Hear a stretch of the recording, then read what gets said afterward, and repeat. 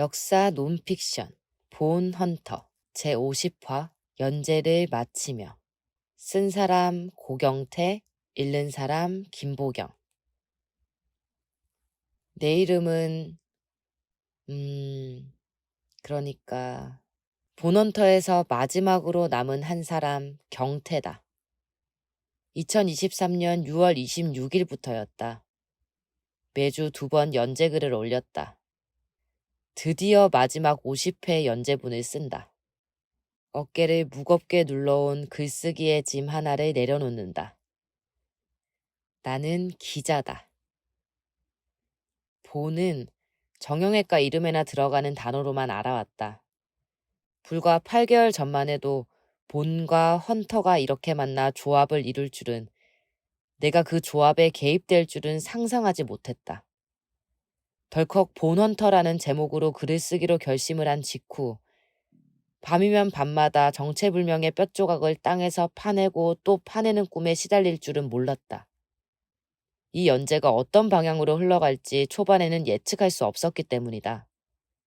이야기의 빈틈과 공백이 채워지고 어떤 실마리들이 풀리면서 악몽에서 풀려났다.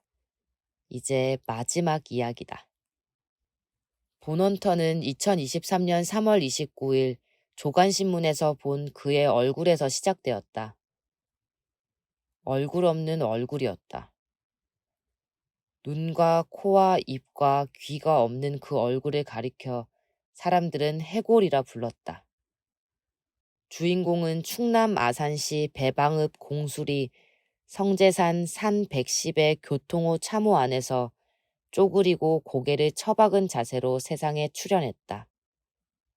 한국 전쟁기에 재판 없이 처형된 민간인 희생자라고 했다.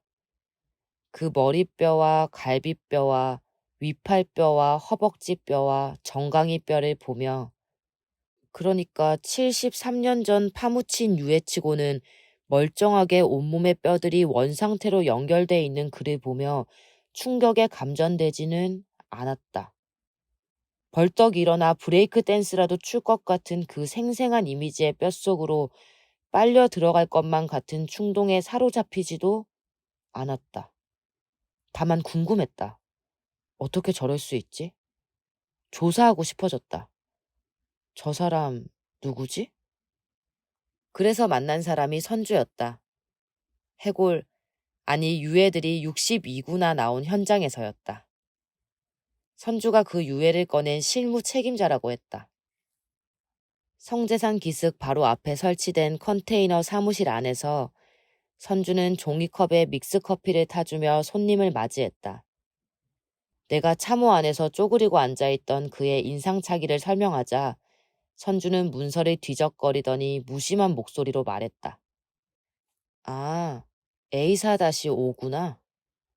유해의 식별번호라고 했다. 뜻밖에도 A4-5는 함께 나온 다른 유해들과 사무실 안에 쌓여 있었다. 유해마다 모든 부위의 뼈들이 분리된 채 플라스틱 상자 하나씩에 담긴 채였다. 그 실물을 보고 싶었다. A4-5라 적혀있는 노란색 포스트잇이 붙은 플라스틱 상자의 뚜껑을 열고 싶었다. 내가 말했다. 한 번만 볼 수 없을까요? 선주가 말했다. 안 됩니다. 그날 2시간가량 인터뷰를 했다. 선주가 품은 세계는 거대하고 광활했다. A4-5의 나이, 키, 직업, 노동 정도, 희생 이유 추정에서 시작해 수십 곳의 한국 전쟁기 민간인 희생자 발굴 현장으로 범위를 넓힌 이야기는 경계를 넘어 다부동 전투, 포항 전투 등 국군 전사자 유해의 영역으로 나아갔다. 그리고 구석기 시대의 사람과 동물을 지나 오스트랄로피테쿠스와 네안데르탈인 화석 등 인류의 기원과 진화로 뻗어나갔다. 그날 인터뷰 중엔 2007년 충북 영동군 노근리에서 한 달 동안 유해를 뒤졌으나 한 구도 못 찾고 어린아이로 추정되는 뼈 한 점을 건졌다거나, 노근리 유해는 못 찾았다고? 2006년 서울 오류동 공군 2325 정보부대 터에서 실미도 사형수 4명의 유해를 찾으려 했으나 역시 실패했다거나, 실미도 병사들 발굴도 했다고? 하는 내용이 인상적이었던 것 같다. 아산 유해 발굴 현장에서 함께 나온 M1, 칼빈, 38식, 99식 소총 탄피에 따라 가해자를 구분하는 방법을 듣고는 고증을 철저히 하는구나 싶었다. 가장 뜻밖의 사실은 그가 문과 출신이라는 거였다. 뼈를 보는 사람이니 당연히 의사나 법의학자이겠거니 했던 터였다. 이후 선주를 7차례 더 만났다. 본인의 호를 딴 청주의 청계인류진화연구소에서였다. 어린 시절의 가족과 결혼, 사학과로 입학해 고고학을 거쳐 미국에 가서 체질인류학을 공부한 이야기, 수많은 유해 발굴 현장의 에피소드가 펼쳐졌다. 만날 때마다 오전 9시부터 오후 6시까지 꽉 채웠다. 76살이라는 나이가 믿기지 않을 만큼 하루 8시간의 대화 노동에 지치지 않는 선주였다. 해부학과 인류학의 전문 용어가 나올 때도 많았다. 그의 이야기가 흥미롭되 결코 쉽지는 않았던 이유다. 본원터 연재의 동력은 호기심에 대한 호기심이었다. 선주가 지닌 호기심에 관해 내가 호기심과 매력을 느끼지 않았다면 만남이 길게 이어지지는 못했으리라. 선주가 진보연하는 사람이 아니어서 좋았다. 그를 이끄는 힘은 역사의식이나 정의감이 아니었다. 사실을 직접 확인하고 싶은 탐구정신이었다. 군경에 의한 민간인 희생이든 적 군인과의 교전을 치른 국군 전사자든 유해 발굴 현장에서는 수수께끼를 풀려고 하는 탐정의 태도로 임했다. 매번 발굴을 통해서 무얼 배울 수 있을까 기대하는 젊은 학자처럼 눈을 반짝였다. 굳이 구분하자면 선주는 보수적인 사람이다. 대한민국 군경에 의해 학살당한 민간인 희생자 유해를 대한민국에서 가장 많이 발굴한 사람이지만 대한민국이라는 국가와 그 가치를 부정하려고 하는 세력과는 거리를 두었다. 또한 대한민국에서 국군 전사자 유해를 가장 많이 발굴한 사람답게 대한민국이 헌법에서 천명한 민주공화국과 법치국가의 정신을 훼손하려는 세력과는 거리를 두었다. 어쩌면 생각은 보수적이나 진보적으로 행동하는 사람이다. 선주가 강조하는 개념은 모던 미스였다. 우리가 사실처럼 알고 있는 어떤 지식이 꾸며진 이야기일 수 있다는 것이다. 어디에서 몇 명이 죽었다더라 하면 절대 고지고대로 믿기보다는 문헌과 증언을 비롯한 갖가지 기록과 직접 땅을 파보고 유해를 뒤져본 뒤의 결과로 사실 여부를 검증하려고 했다. 모던 미스를 넘어서려는 신조는 그가 작성한 모든 유해 발굴 보고서 맨 끝에 이런 표현으로 적혀 있다. 진실의 반대는 거짓이 아니라 꾸며진 이야기라는 말을 새기며.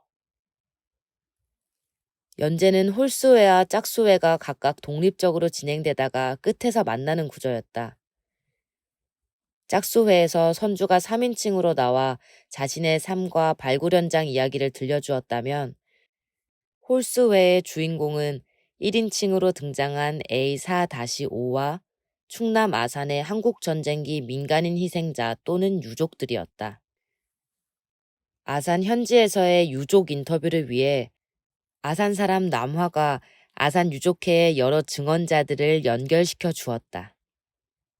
1회씩 서로 교차하며 전개된 아산과 선주의 이야기는 일종의 다크 투어였다. 죽고 죽이는 이야기의 여행. 왜 죽이고 죽였는지 이유와 특징을 탐문하는 여행. 이를 통해 나는 한국 전쟁의 아주 작은 챕터 하나를 써보려고 했다. 한국인 중에 한국 전쟁에 대해 제대로 아는 사람은 얼마나 될까? 나 역시 마찬가지였다. 글을 쓰기 전 한국 전쟁에 대해 내 지식과 시야가 얄팍함을 절감했다. 아산에서만 부역 혐의로 이렇게 많이 죽은 줄은, 이렇게 전국 곳곳의 지명 중에 학살의 역사에서 예외가 된 곳이 없음을 몰랐다.